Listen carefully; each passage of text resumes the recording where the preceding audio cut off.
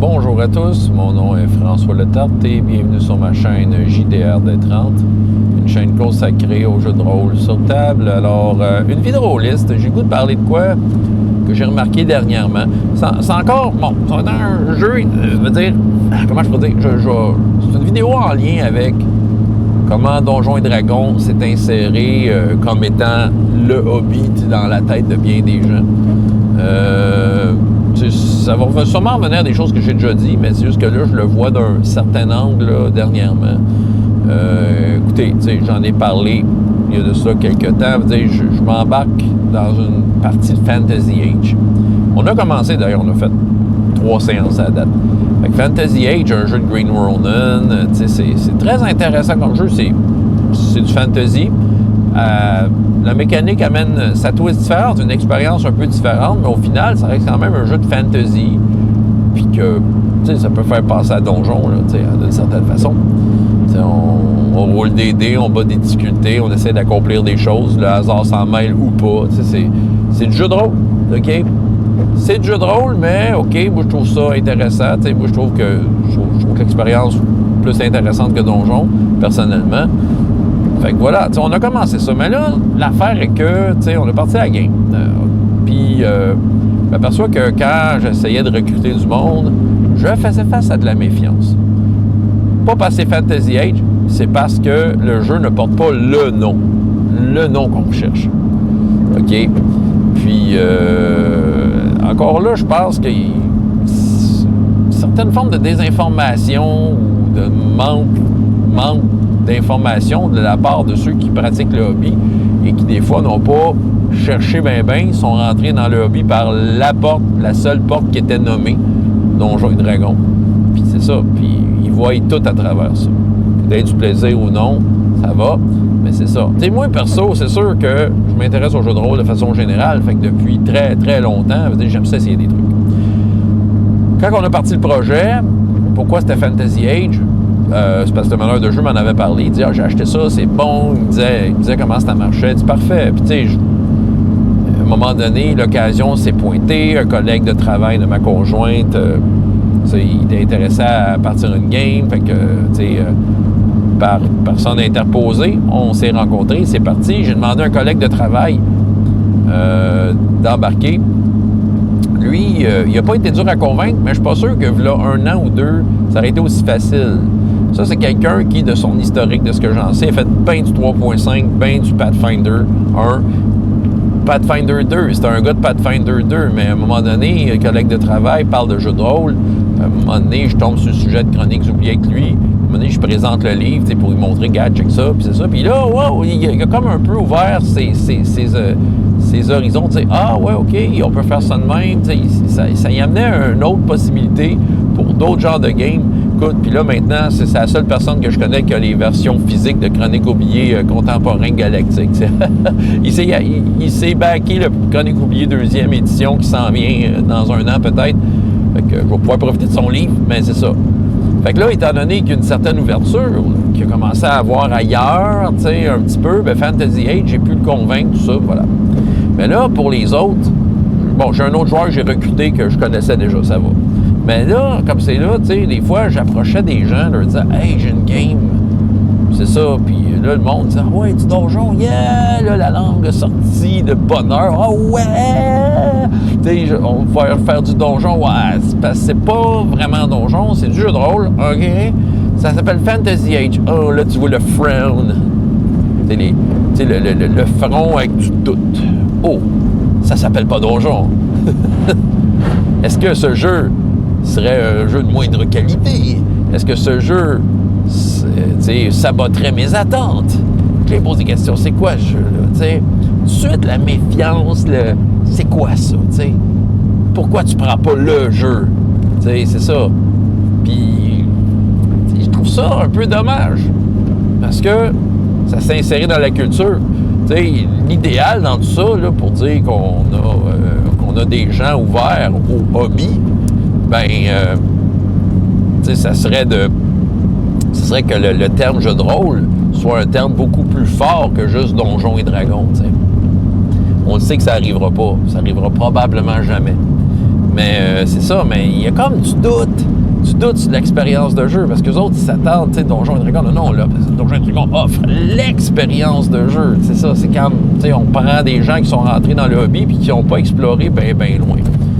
Fait que là, c'est l'expérience de jeu, c'est celle-là que je cherche. Sans savoir que peut-être l'autre expérience de jeu, il ferait découvrir de quoi, puis il ferait peut-être voir les choses autrement, et peut-être dire, OK, ça, c'est, OK, là, t'es un peu, ça amène ailleurs, c'est intéressant. Mais c'est tout de suite le doute, la méfiance. Ils vont se poser des questions. Est-ce que tu as des classes? Est-ce que tu as des points de vie? Comment ça marche? C'est quoi les stats? C'est ça. Puis c'est correct. C'est très légitime de demander, mais je trouve que c'est souvent sous le signe un peu de la méfiance. T'sais. Est-ce que ce jeu-là, est-ce que ce jeu-là va amener l'expérience que je m'attends d'eux? T'sais? Et c'est très drôle parce que regardez bien ce que je vais vous expliquer. Tu pourrais pranker tous ces gens-là, tu sais, en disant oui, on va jouer à Donjons et Dragons. Mais, écoute, Donjons et Dragons, dans ses déclinaisons, il y a peut-être 10 versions différentes de jeux qui s'appelaient Donjons et Dragons. OK, qui se ressemblent. Il y en a beaucoup qui se ressemblent entre eux autres. Mais si on fait l'ensemble de l'œuvre, il y a des jeux qui sont vraiment opposés, tu sais. Prends la version de v'là 50 ans. C'est pas le même jeu qu'aujourd'hui, là. Tu pourrais pranker du monde, dire « Oui, on va jouer à Donjons et Dragons. » Puis, tu sais, il sortait la boîte blanche, puis, tu sais, il fait jouer ça, puis, tu sais, la personne, tu sais, si c'est quelqu'un qui est pas trop, comme, informé sur le monde du jeu de rôle, mais, tu sais, il connaît Donjons et Dragons, lui, il va comme, ben, des chances qu'il va rentrer dans le jeu quasiment la tête baissée, parce que le jeu a un nom. Et pourtant, le jeu offre une expérience totalement différente de l'édition courante. Mais le nom est là. Clairement, les gens qui ont pensé à ça, c'est les originals, tu sais, c'est ça. Et ils ont à cœur notre bonheur ludique. Bon, OK, j'ai mes retenues pour la dernière édition. Ouais, elle plaît à beaucoup de monde sont heureux avec. Mais les intentions de ceux qui la produisent, ouais, je suis pas sûr. Mais bon, tu sais, c'est pas là le débat. Le débat est le suivant, c'est que c'est ça, tu sais, tu pourrais pranker du monde, leur faire vivre une expérience complètement différente avec un jeu qui s'appelle Donjons et Dragons, juste parce qu'il s'appelle Donjons et Dragons, mais que c'est une version plus vieille, tu sais, ça. Fait que, tu sais, dans le fond, tous les jeux de rôle, je veux dire, différents, on offre une expérience plus ou moins différente. Mais au final, on est assis ensemble, on roule des deux, puis on fait avancer une histoire en parlant, là, avec la communication. Et c'est ça. Mais non, malheureusement, si t'as pas le nom, tu peux t'attirer une certaine méfiance. Certains, c'est quoi ce jeu-là? Comment ça marche? Tout ça. Je suis pas sûr que je vais comprendre le jeu. Je l'ai eu, celui-là. Écoute, Ben, c'est des chiffres, tu roules des dés, t'additionnes. C'est ça. Il y a comme une méfiance. Là, on veut pas, c'est ça. Puis, écoute, imaginez, là, c'est comme si cuisiner, c'était quelque chose de connu, mais que au-delà de la cuisine, c'est, je sais pas moi.